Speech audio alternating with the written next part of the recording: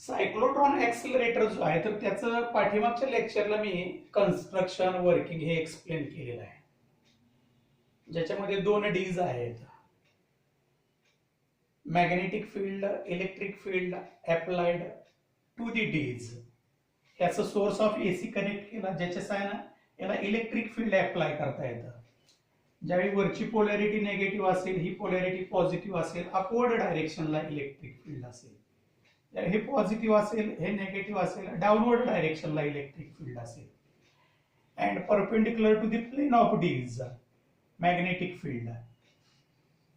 तर अशा 2 perpendicular fields असतील आणि मग इलेक्ट्रिक फील्डमुळे याची मोशन परफॉर्म होते आणि मॅग्नेटिक फील्डमुळे याची सर्क्युलर मोशन परफॉर्म होते.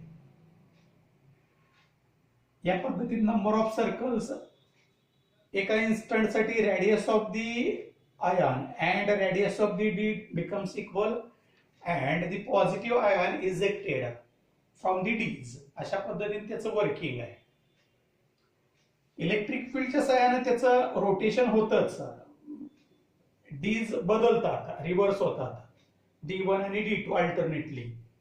शिवाय it gains large amount of kinetic energy when it ejected from the D. असं त्याचं वर्किंग पाठीमागच्या लेक्चरला एक्सप्लेन केलेलं आहे. आता याच्यामध्ये जे हे सर्कल्स फॉर्म होतात, हे पहिलं सर्कल आहे. मग याचं टाइम टू कंप्लीट 1 रिव्हॉल्युशन, याला पिरियड म्हणायचं. मग हे किती असू शकतं?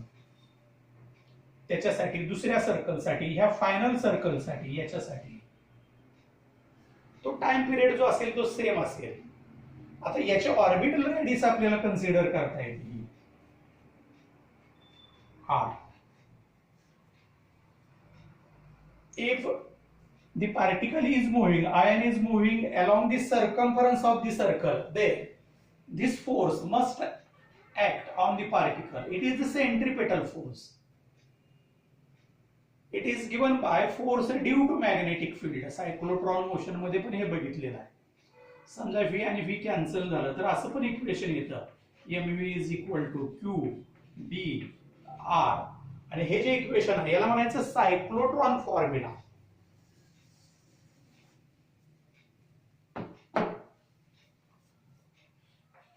इट इज सायक्लोट्रॉन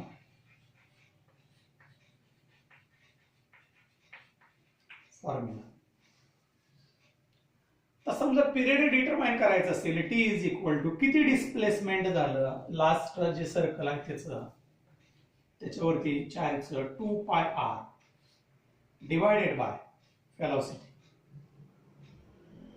आता इथं आर ची व्हॅल्यू तरी डिटरमाइन करता येते किंवा व्ही ची व्हॅल्यू डिटरमाइन करता येते.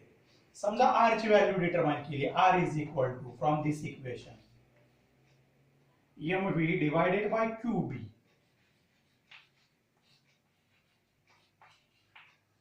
आणि ते इथं सबस्टिट्यूट केलं, 2 pi divided by v into R mv divided by qb v. आणि v कॅन्सल झालं. हे जे इक्वेशन आहे पिरियड साठी which gives t is equal to 2 pi m divided by qb, expression for the period of ion when it performs circular motion. एक circle complete करण्यासाठीचा लागणारा time जो आहे, पिरियड जो आहे, 2 पाय कॉन्स्टंट असेल. मास ऑफ द आयन और particle, charge of the particle or ion and magnetic induction. त्याची व्हॅल्यू मी पाठीमागच्या तासाला सांगितलेली होती. It is about 1.5. मग बदलेल एखाद्या वेळेस, एक्झाम्पल मध्ये वगैरे वेगळी व्हॅल्यू आपल्याला यूज करावी लागते. 1.4 असेल, 1.5 असेल, अशा पद्धतीने ते देतात आणि मग ते आपल्याला कॅल्क्युलेशन करायचं असतं. हे आहे pi constant, mass of the particle or ion, charge of the ion, magnetic induction. तर हे पिरियड साठी इक्वेशन झालं. याचं रेसिप्रोकल घेतलं तर फ्रिक्वेन्सी साठी एक्सप्रेशन येतं. f is equal to 1 upon t, it is equal to qb divided by 2 pi m.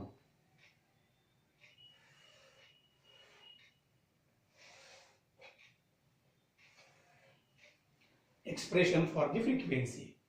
म्हणजे याच्यासाठी परत मॅथमॅटिकल जी प्रोसिजर आहे तर त्याच्यामध्ये आपल्याला mv square divided by r is equal to qvb. Centripetal force it is provided due to force due to magnetic field. हा cyclotron formula आला. एक रोटेशन साठी लागणारा टाइम जर डिटरमाइन करायचा असेल t is equal to 2 pi r divided by v. याच्यावरून r ची व्हॅल्यू डिटरमाइन करायची. याच्यामध्ये सबस्टिट्यूट केली, v आणि v कॅन्सल झालं, हे पिरियड झाला. म्हणजे हे जे पार्टिकल आहे याचं एक रोटेशन कंप्लीट करण्यासाठीचा लागणारा टाइम पिरियड झाला. आणि त्याची फ्रिक्वेन्सी जर डिटरमाइन करायची असेल तर पिरियडचं असणारं रेसिप्रोकल घ्यायचं, ते येतं QB डिवायडेड बाय 2 पाय. फॉर्म्युलेज खूप डिफिकल्ट नाही, मात्र एक्झाम्पल मध्ये याच्या व्हॅल्यू ज्या आहेत, चार्जची व्हॅल्यू, मासची व्हॅल्यू, हे थोडे डिफिकल्ट येतात. आणि मग त्याच्यामुळं एक्झाम्पल जे आहे थोडस ते पॉवर जे आहे त्याच्या 10⁻⁻27 10⁻⁻19 या फॉर्म मध्ये असतात. थोडीशी काळजीपूर्वक सोडवावे लागतात एक्झाम्पल्स. आता हे पिरियड साठी आणि फ्रिक्वेन्सी साठी एक्सप्रेशन झालं. त्याच्यानंतर कायनेटिक एनर्जी साठी एक्सप्रेशन जर डिटरमाइन करायचं असेल, kinetic energy it is equal to half mass velocity square.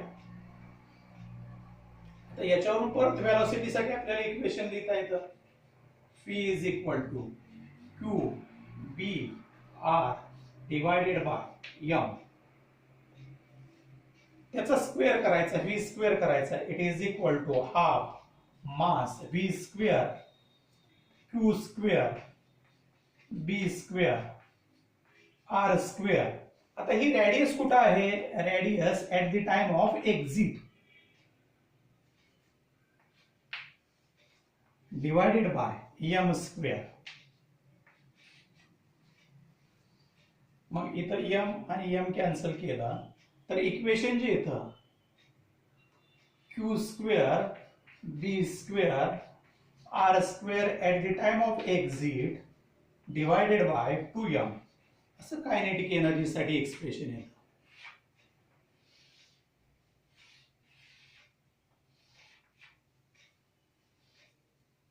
मग expression for period of revolution of the particle, त्यानंतर फ्रिक्वेन्सी आणि त्यानंतर कायनेटिक एनर्जी, या टाइपनं याचे स्टेजेस आहेत. मग हे सायक्लोट्रॉन ऍक्सिलरेटर हा पॉइंट कंप्लीट होतो. आता डिफरंट शेपचे कंडक्टर्स असतील तर त्याच्यावरती एक्झर्ट होणारा मॅग्नेटिक फोर्स जे आहे तर त्याची इक्वेशन जे आहे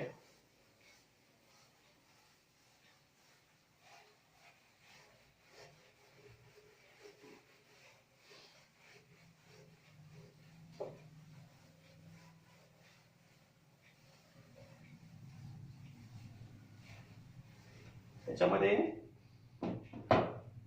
वेगवेगळ्या टाइपचे जर कंडक्टर्स असतील, magnetic force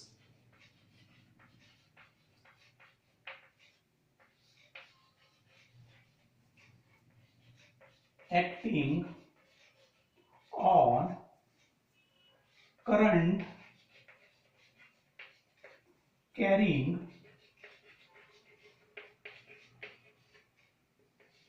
conductors or conductor. आणि पहिलं जे आहे त्याच्यामधलं पॉइंट जे आहे ते straight conductor, force on a straight conductor.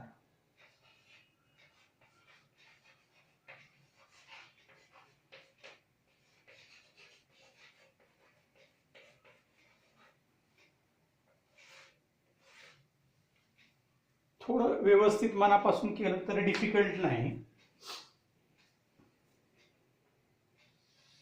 पुस्तकामध्ये या टाइपची फिगर दाखवलेली आहे. हा कंडक्टर आहे, स्ट्रेट कंडक्टर.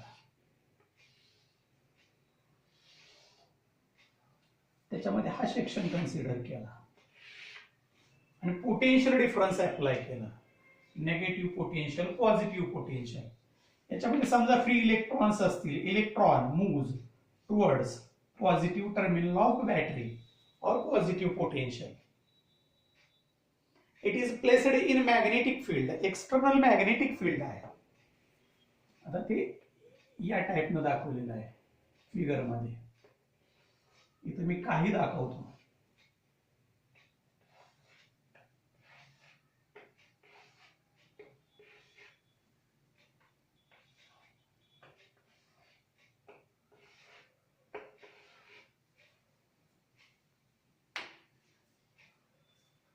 हे असं मॅग्नेटिक फील्ड आहे, uniform magnetic field.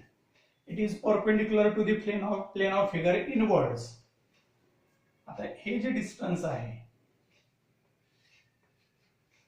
Suppose it is L. When an electron moves towards positive terminal of battery, it acquires constant velocity. Vibrating atoms जे आहेत याच्यामुळे याच्यावरती फोर्स एक्झर्ट होतो, तो ऍक्सिलरेट होतो. मात्र काय होतं, व्हायब्रेटिंग ऍटमला कोलाइड झाला की तिची व्हेलॉसिटी रिटार्ड होते आणि त्यामुळे through out the conductor it's velocity remains constant. म्हणजे एक भाग जे आहे ज्याला फोर्स आणि ऍक्सिलरेशन मधलं रिलेशन माहित आहे, या फील्डमुळं, या पोटेन्शियलमुळं हा ऍक्सिलरेट होतो, बरोबर आहे. मात्र ऍक्सिलरेट होत असताना हा पॉझिटिव्ह आयनशी कोलाइड होतो आणि त्यामुळे त्याची व्हेलॉसिटी ही कॉन्स्टंट मेंटेन होते आणि ती व्हेलॉसिटी जी असते याला म्हणायचं drift velocity.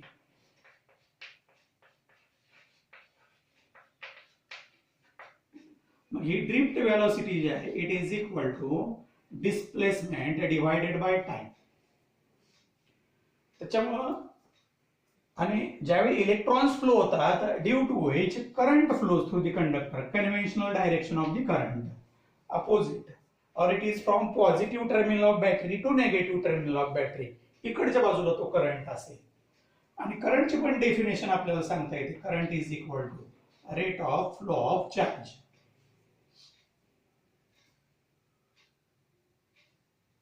Q is equal to IT.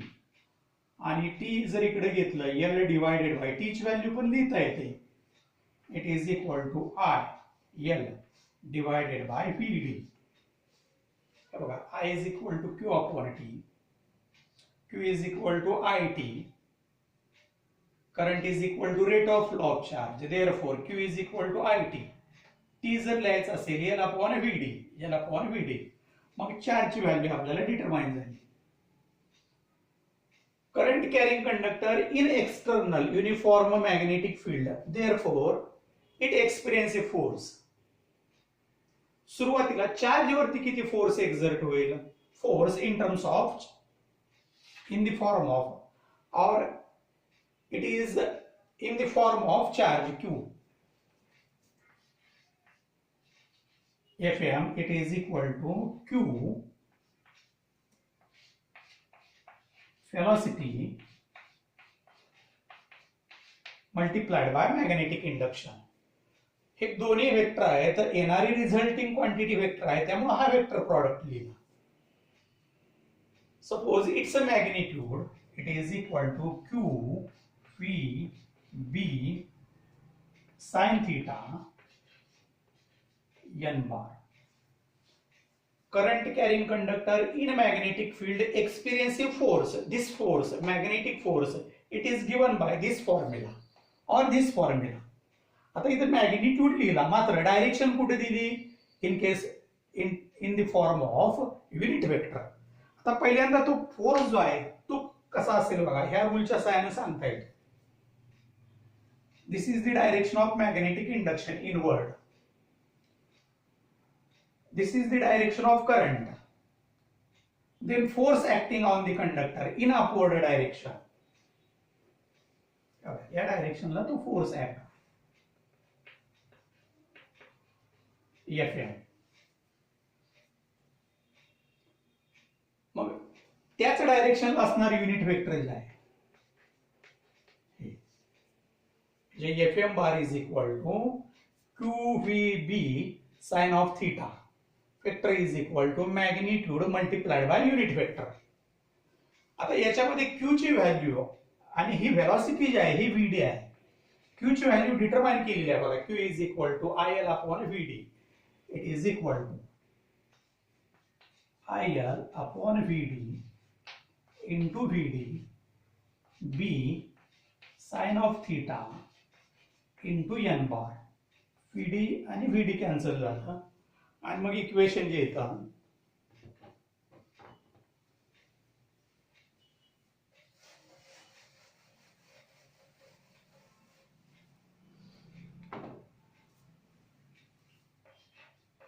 Fm bar is equal to I L B sin theta multiplied by unit vector. आता इथे डायरेक्शन जे आहे मॅग्नेटिक इंडक्शनची डायरेक्शन आणि करंटची direction. Magnetic induction inward, current या डायरेक्शनला. या दोन्ही मधला अँगल किती येईल? जर हे दोन्ही परपेंडिक्युलर असतील हा अँगल येईल 90 degree. I L B sin of 90 degree n bar, it is equal to I L B. Fm bar is equal to,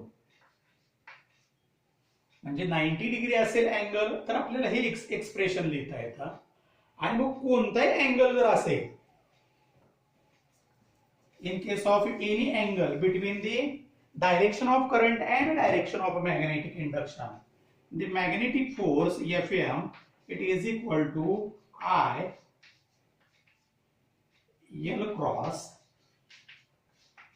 B bar.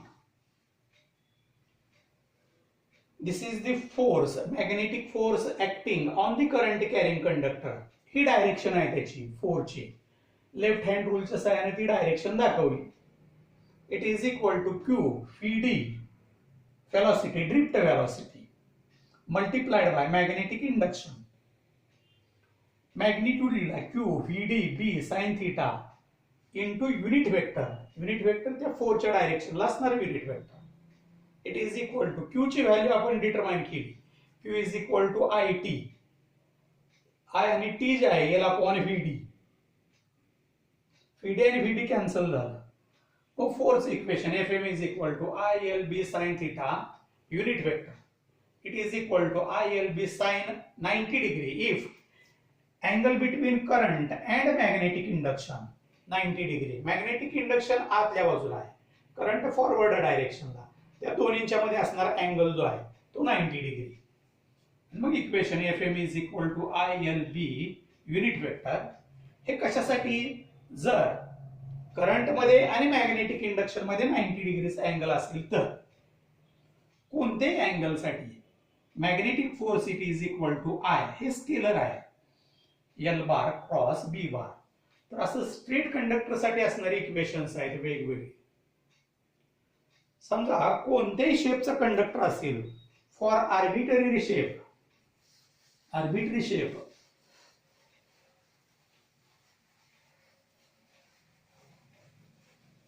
or for any shape of the conductor,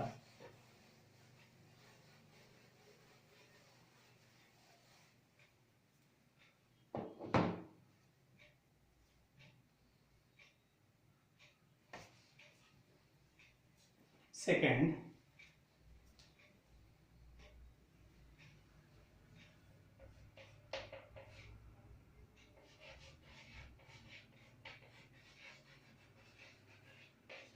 in case of arbitrary shape,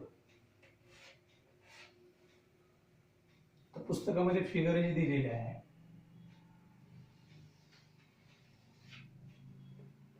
या टाइपची figure आहे.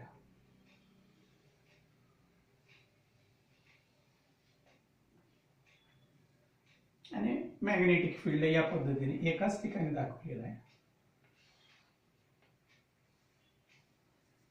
Now divide this conductor into number of small elements. हे जे आहे small elements मध्ये infinite लेंथचा पण conductor असेल. Suppose it is divided into number of small elements. Then force acting on this current element. आता त्याच्यामधून करंट फ्लो होतोय, मग त्याच्यावरती एक्झर्ट होणारा फोर्स जो आहे DFM is equal to current multiplied by DL and B bar. Fm bar is equal to I DL cross B bar. या पद्धतीने तो एवढ्याच कंडक्टर वरती DL लेनच्या कंडक्टर वरती एक्झर्ट होणारा फोर्स असेल. आता मग याच्यावरून टोटल कंडक्टरवरती एक्झर्ट होणारा फोर्स कसा डिटरमाइन करायचा, तर याचं इंटिग्रेशन घ्यायचं. Force acting on whole conductor, it is equal to integral of dFm bar, it is equal to integral of I dl bar cross b bar, it is equal to I हा constant number same असेल करंटचा आणि external magnetic field जे आहे ते पण same आहे. Therefore it is dl bar in bracket cross B bar. तर या टाइपचं ते इक्वेशन येतं in case of arbitrary shape of a conductor. Fm bar is equal to I integral dl bar cross b bar. Expression for force acting on a current carrying conductor in magnetic induction for the arbitrary shape of the conductor. आता हेच equation जे आहे हे modify करायचं कशासाठी, तर जर closed circuit असेल,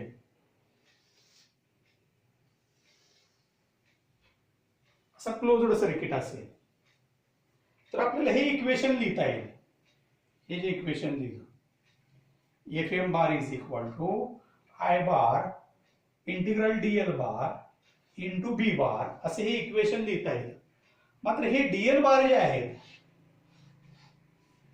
current elements, suppose this is one current element, याची डायरेक्शन हे असेल फॉरवर्ड, त्याला करस्पॉन्डिंग हा जर दुसरा एलिमेंट घेतला तर तो करंट एलिमेंट असा असेल. हा करंट एलिमेंट जर असा असेल तर म्हणजे हा जो आहे फर्स्ट जो आहे हा सेकंडला, हा जो आहे हा याला कॅन्सल करेल. त्याच पद्धतीनं हा थर्ड घेतला आणि समजा फोर्थ करंट एलिमेंट असा आहे, मग हा थर्ड जो आहे तो कॅन्सल करेल फोर्थला. समजा करंट एलिमेंट मी या पद्धतीने इथं सिलेक्ट केला तर त्याला करस्पॉन्डिंग इथं असेल करंट एलिमेंट या डायरेक्शनला, म्हणजे परत हे आणि हे कॅन्सल करणार एकमेकाला. म्हणजे all current element Diehl bar integral of dl bar it is equal to 0. आणि मग ते 0 असल्यामुळे the magnetic force acting on a closed circuit it is equal to 0. म्हणजे जर क्लोज्ड सर्किट एखादा असेल तर त्याच्यावरती करंट कॅरिंग कंडक्टर आणि तो मॅग्नेटिक फील्ड मध्ये ठेवल्यानंतर एक्झर्ट होणारा फोर्स जो असेल magnetic force it is equal to 0. याच्यामध्ये हे एक्सप्रेशन्स तुम्हाला लिहिता येणं खूप महत्वाचं आहे. हे जास्तीत जास्त एमसीक्यू साठी येणारे क्वेश्चन्स आहेत. म्हणजे हे याचे इंटिग्रल आणि त्याच्यानंतर हे इक्वेशन मी डिटरमाइन केलं कशासाठी, for arbitrary shape of the conductor आणि for closed circuit the magnetic force is equal to 0. आणि पाठीमागचा जो स्ट्रेट कंडक्टर होता तर त्याच्यामध्ये असणारी equations Fm bar is equal to Q phi bar cross B bar. मग त्याचं कन्व्हर्शन परत करंट मध्ये केलं, I L bar B bar L bar cross B bar sine theta. परत समजा ते मॅग्निट्यूडच्या फॉर्म मध्ये लिहिलं तर मॅग्निट्यूडच्या फॉर्म मध्ये येणारा फोर्स जो आहे म्हणजे Fm bar is equal to I L B sine theta multiplied by N bar. तर असं इक्वेशन येतं. करंट आणि मॅग्नेटिक इंडक्शन मध्ये किंवा दोन्ही परपेंडिक्युलर असतील तर Fm bar is equal to ILB into unit vector. आणि कोणताही अँगल जर असेल तर हेच इक्वेशन जे आहे Fm bar is equal to IL bar cross B bar. तर या पद्धतीने तुम्हाला इक्वेशन्स ही लिहिता आली पाहिजेत या पॉइंट मधली.